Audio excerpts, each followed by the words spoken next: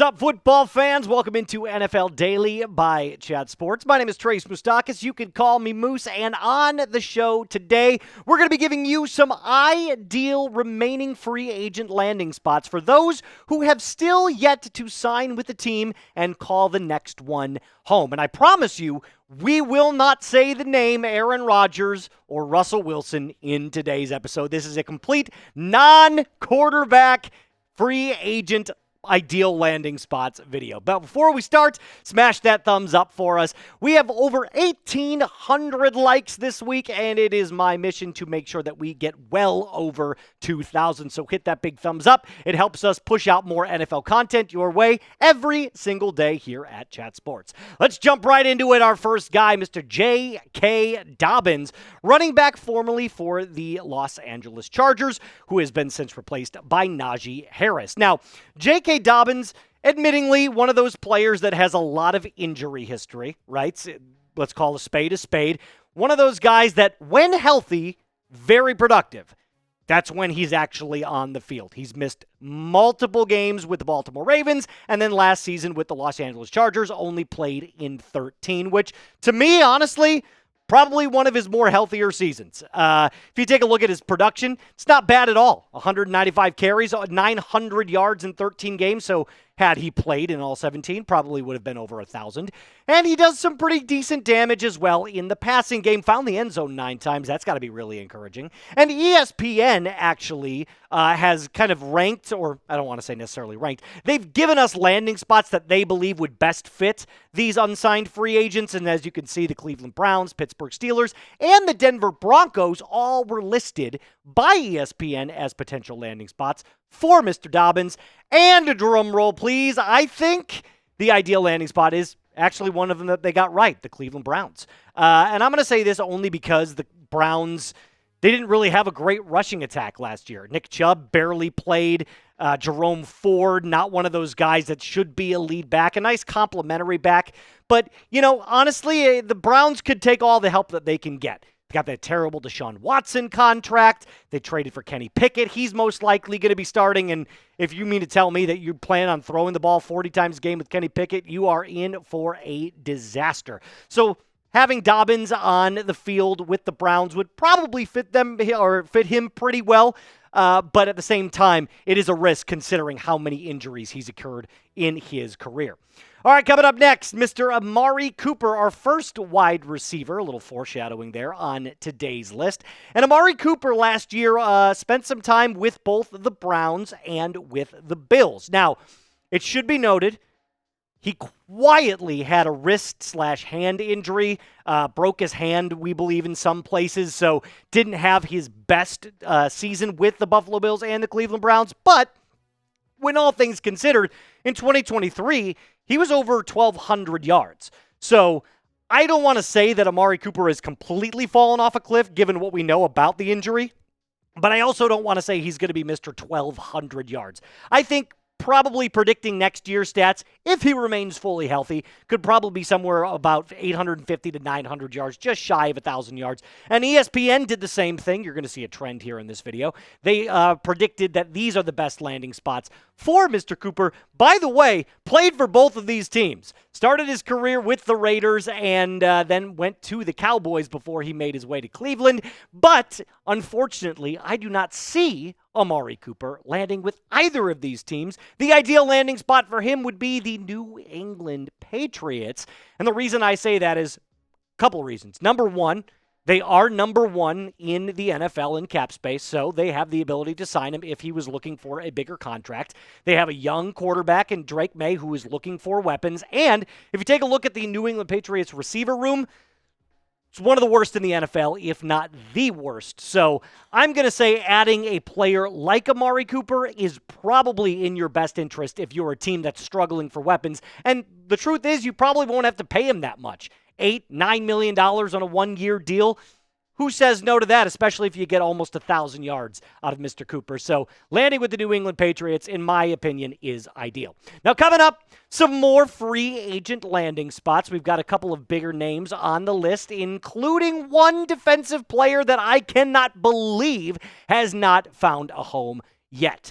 But before we do that, got got to give a big thanks to our friends over at Fanatics. I'm a huge hat guy.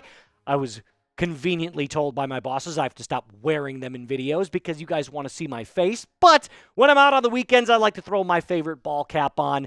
And what better place to shop for your favorite NFL hats than at Fanatics? This link right here going in the comments and the description of today's video. So if you want to start shopping with Fanatics through us, it's a nice little handshake deal we've got with them. You can do that, like I said, in the comments and the description of today's video. And thank you to our friends over at Fanatics for sponsoring today's video. Now, the next guy on our list, Mr. Keenan Allen, who spent the last year with the Chicago Bears. And again, one of those players that from the year prior seemingly fell off of a cliff. He did miss 2 games last year with some weird little foot injury, but let's be honest, it's not that big of a deal. I think the problem with Keenan Allen last year was there were too many cooks in the kitchen in Chicago. DJ Moore, main number 1 target. Rome Odunze trying to prove that he belongs in the NFL after they drafted him at 9. Keenan Allen is the primary slot receiver for the Bears, or was the primary slot receiver with the Bears. And last year, for a wide receiver 2/3, this is pretty good, minus the drops. 750 yards, 7 touchdowns, averaging 10.6 per reception. I think that Keenan Allen, if he doesn't stay with the Bears, has some very nice landing spot opportunities with teams that need wide receiver help. Mainly, what ESPN said, New England and the Texans. Now, we did name Amari Cooper for the last one, but the Texans could definitely use some help. Tank Dell went out, and he's going to be gone for the majority of 2025. Stefon Diggs is most likely out of the door, so that all that leaves is injury-riddled last year Nico Collins. So the Houston Texans could be a very nice position for Keenan Allen to land. However, I don't think he's going to end up there because the ideal landing spot is the Washington Commanders. Keenan Allen wants to play with good quarterbacks. Not saying C.J. Stroud isn't, but Jaden Daniels proved himself last year to be an elite quarterback as a rookie. Made it to the NFC Championship game.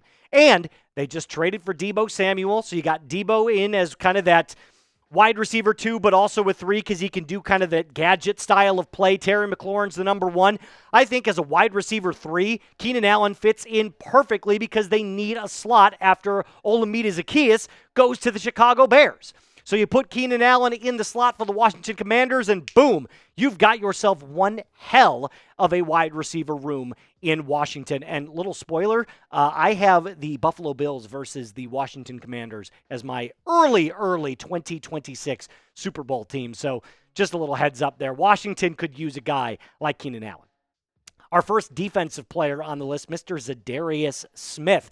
Now, Za'Darius Smith started in Cleveland last year, got traded to the Detroit Lions after that gruesome Aiden Hutchinson injury.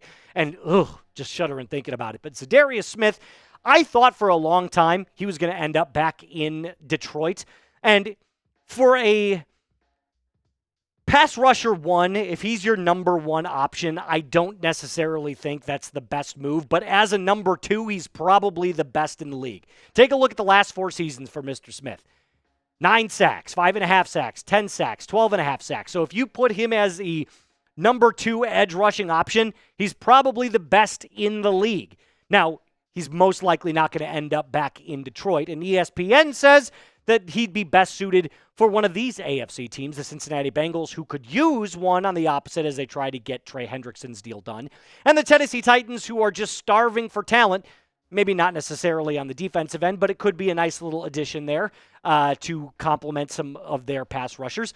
But there is one team that nobody is talking about that is glaringly obvious and needs pass rush help so badly, the Green Bay Packers. Lucas Van Ness was drafted there a couple of years ago, and he looks like a bust. They don't have anybody. Kenny Clark, is he your number 1 pass rusher? Tough if that's the case.